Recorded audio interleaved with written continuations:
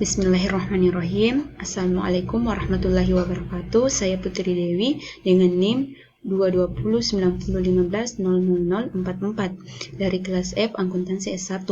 Dan saya hormati Ibu dosen pengampu mata kuliah Perilaku Keorganisasian, Ibu Fajirani Aziz, SPD MSI.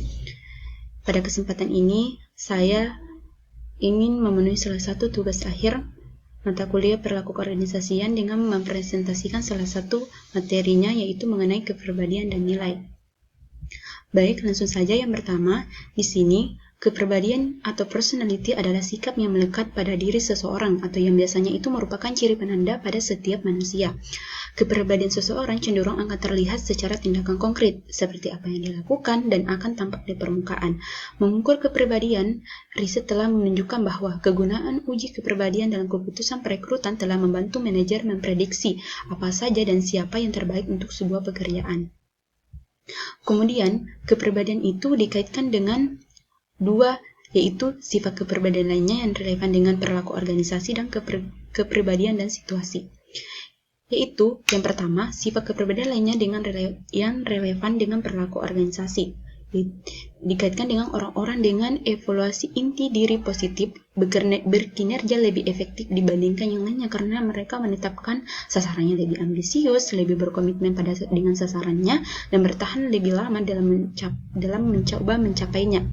Pengawasan diri menjelaskan kemampuan seseorang individu untuk menyesuaikan perilakunya dengan faktor-faktor situasional eksternal. Kemudian, kepribadian dan situasi di sini dikaitkan dengan teori kekuatan situasi. Adalah sebuah teori yang mengindikasi bahwa cara kepribadian bertranslasi ke dalam perilaku tergantung itu pada kekuatan situasi para peneliti yang telah menganalisis kekuatan situasi dalam organisasi dari segi 4 elemen kejelasan atau tingkat di mana petunjuk-petunjuk mengenai kewajiban dan tanggung jawab kerja tersedia dan jelas. Yang kedua, di sini saya akan menjelaskan mengenai nilai. Dan secara bahasa atau konsep etimologi, kata nilai ini berasal dari kata bahasa Inggris yaitu moral value, yaitu merujuk pada sesuatu yang berharga, berkualitas, dan berguna bagi banyak orang dalam kehidupan.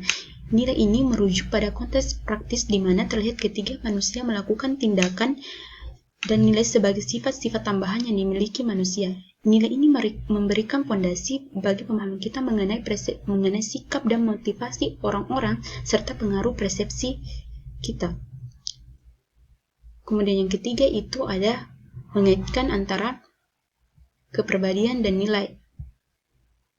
Kepribadian dan nilai adalah dua konsep yang saling terkait dalam membentuk karakter dan perilaku seseorang. Kepribadian itu merujuk pada cara berpikir, merasa, dan berperilaku dalam berbagai situasi. Nilai di sisi lain adalah keyakinan dan prinsip-prinsip yang mendasari pilihan dan tindakan seseorang.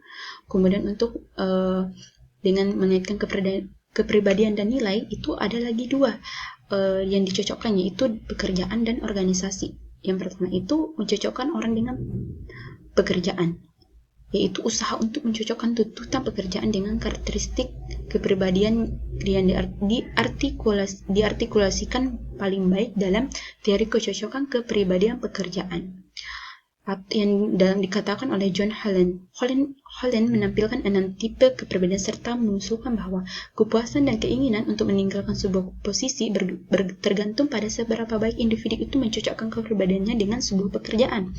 Yang kedua, kecocokan orang dengan organisasi.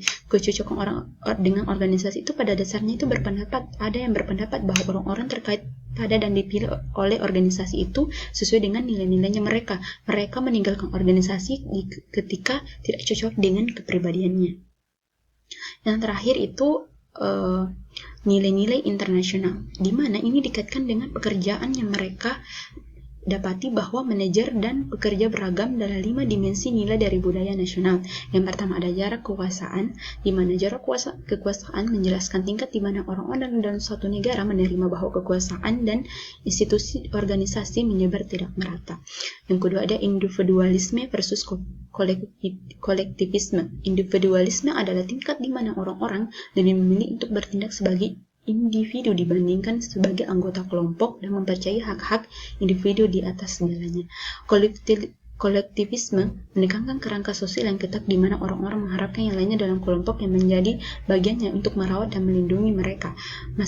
Maskulinitas versus feminitas. Konsep maskulinitas Hofstede adalah tingkat di mana budaya menyukai peran-peran maskulin tradisional seperti pencapaian, kekuasaan, dan kendali, berlawan dengan pandangan pria dan wanita adalah sama peringkat maskulinitas yang tinggi, mengindikasi bahwa budaya telah memisahkan peran bagi pria dan wanita dengan pria dan mendominasi masyarakat. Penghindaran ketidakpastian, di mana orang-orang dan suatu negara lebih memilih situasi yang terstruktur ataupun tidak terstruktur menentukan penghindaran ketidakpastiannya mereka. Kemudian terakhir adalah orientasi jangka panjang versus jangka pendek. Tambahan terbaru pada tipologi Hofstede mengukur kesetiaan masyarakat pada nilai-nilai tradisional. Orang-orang dalam budaya yang orientasinya jangka panjang akan melihat masa depan dan menghargai kebiasaan, presidensi, serta tradisi. Dengan orientasi jangka pendek, orang-orang menilai di sisi dan saat ini mereka lebih siap menerima perubahan dan tidak melihat komitmen sebagai rintangan untuk perubahan. Namun sebelum saya tutup presentasi saya, adapun kesimpulan dari materi mengenai kepribadian dan nilai, yaitu kepribadian dan nilai memiliki peran krusial dalam membentuk perilaku individu dalam organisasi. Kepribadian mempengaruhi bagaimana seseorang itu berinteraksi dan bekerja, sementara nilai mencerminkan prinsip-prinsip yang menjadi dasar tindakan dalam konteks organisasi. Dalam sebuah organisasi, pemahaman terhadap kepribadian dan penanaman nilai yang sejalan dengan budaya perusahaan dapat meningkatkan kesejahteraan karyawan, efektivitas tim, dan kinerja organisasi secara keseluruhan. Baik, terima kasih. Itu saja yang dapat saya sampaikan. Semoga bermanfaat. Kurang dan lebihnya mohon dimaafkan. Wassalamualaikum warahmatullahi wabarakatuh.